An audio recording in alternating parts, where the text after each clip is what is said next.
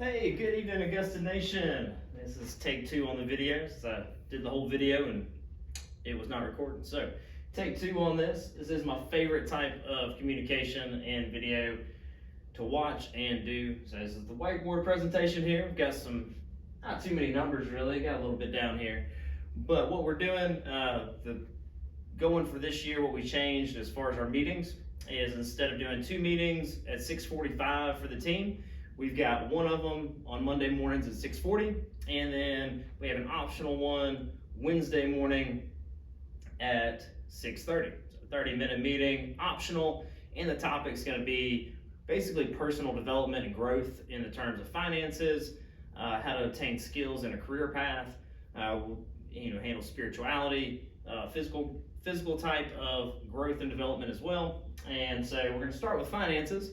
Beginning of the year, it'll kind of not really New Year's resolution, but kind of sets the tone of a little bit of reflection and then how to develop a 5-year plan.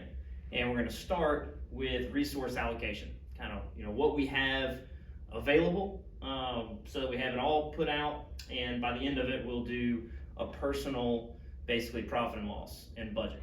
So keep it short. Last video is a little bit longer, but maybe this one will be a little better because it's slightly rehearsed. So we're gonna start with, this is gonna be a series, and this will be basically the first step of a 5-year plan development. You can go a bunch of different ways. Me personally, I like to think about my goal in 5 years from now, and then backtrack from that. I know a lot of people don't think that way, so we're gonna do something much more pragmatic, something we can lay out on a table and create something without having to think into the future. So I'm actually going to check and make sure this thing is still recording. I know that is kind of silly, but okay, we're still recording. Good news.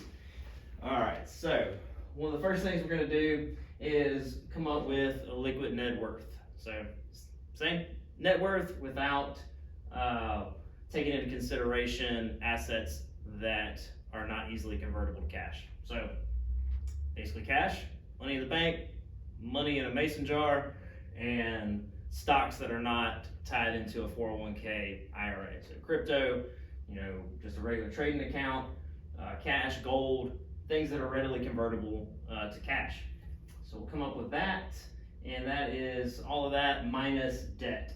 And we're not going to, if someone owns a home, we're not going to take out the debt or subtract the debt from the liquid net worth, because we're really mainly going towards cash flow right now, and what we can use for investment in either our personal growth or actually investing in something like a small business, a side hustle, or real estate or something like that.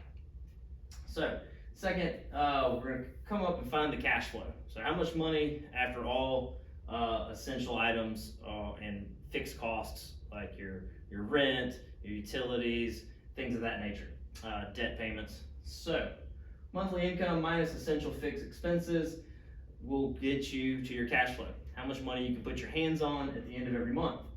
And then since most of us, and me included, are basically at the starting line of our financial portfolios, and what we're going to do with retirement, we're at the bare grounds. Most of us don't have all that much money in the bank, are not currently investing, so this is straight beginner level baseline stuff.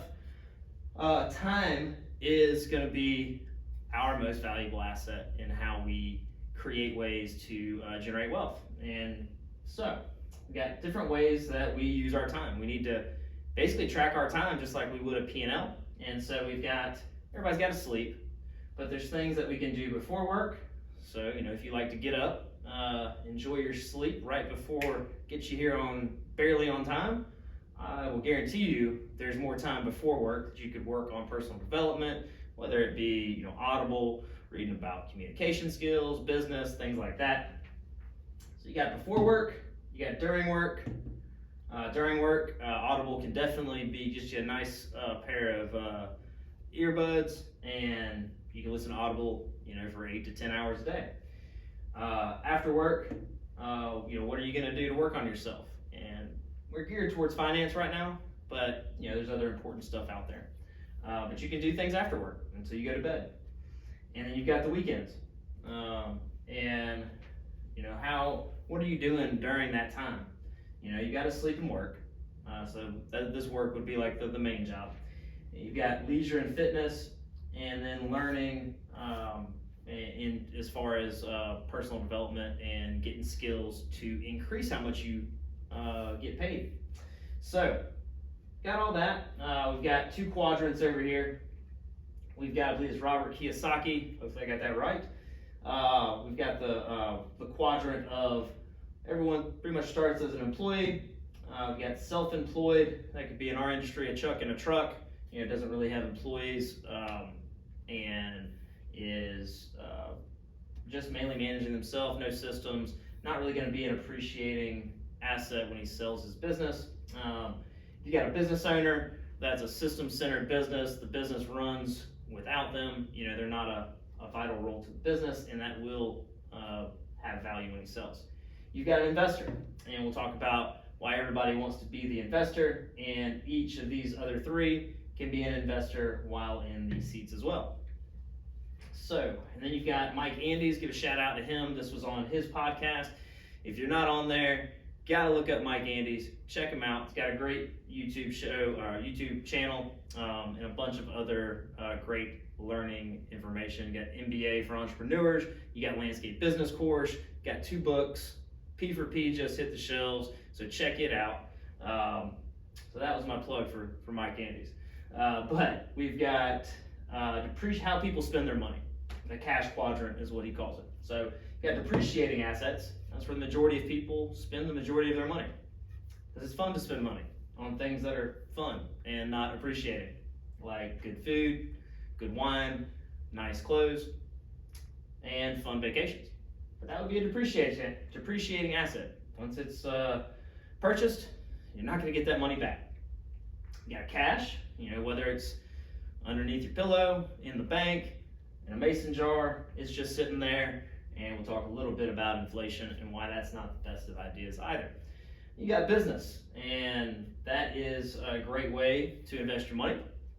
You've got appreciating assets. That could be stocks and crypto and real estate and things of that nature. So why you want to spend the majority of your whatever cash flow you have, you would like a higher percentage in these 2 than the other. So that's what we'll talk about with the team tomorrow. Super stoked that we have team members in lawn care industry, in any industry, but lawn care, pretty awesome that we have people I say that, hopefully they show up. We got people wanting to show up optionally to a meeting 30 minutes before work. That's pretty damn awesome. So we've got this right here and this at the bottom. For most people, it's going to fit their risk, risk comfortability, and it's going to get them to a pretty good retirement. It's the safest way to $1 million at retirement. And what I did here, I plugged some numbers into an IRA calculator. You can find it on bankrate.com, NerdWallet, Dave Ramsey. A bunch of people have this calculator. And what I did is I set it at 9% growth, retirement at 65, and then we've got the monthly amount. We started with 150, and then we've got 4 different start years for the retirement. Most of my guys here are under 25 or under, and we've got one that's actually 20. So we started at 21 years. We went, and then if at $150, that will gain $1 million $1 million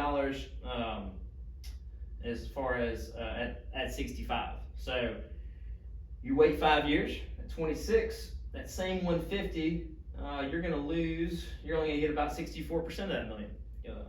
In order to get that million, you would have to invest $250 a month. So an extra $100 will get you there. You wait another 4 years at 30. That 150 only nets you 44% of that $1 million that you could have had. You would need to put in $350 a month to get that same million. And if you wait, my birthday's coming up in March. I'll be 35, and I am late to the parade as far as investing. I've invested heavily in my business, sweat equity, all the dollars I had, which was not many. And this is the first year I've kind of started learning about stocks, with the IRA, just learning about businesses as far as their P&L, and trying to, I had a Robinhood account, just a regular trading account, and then I started M1 Finance. So I'm new to all this as well.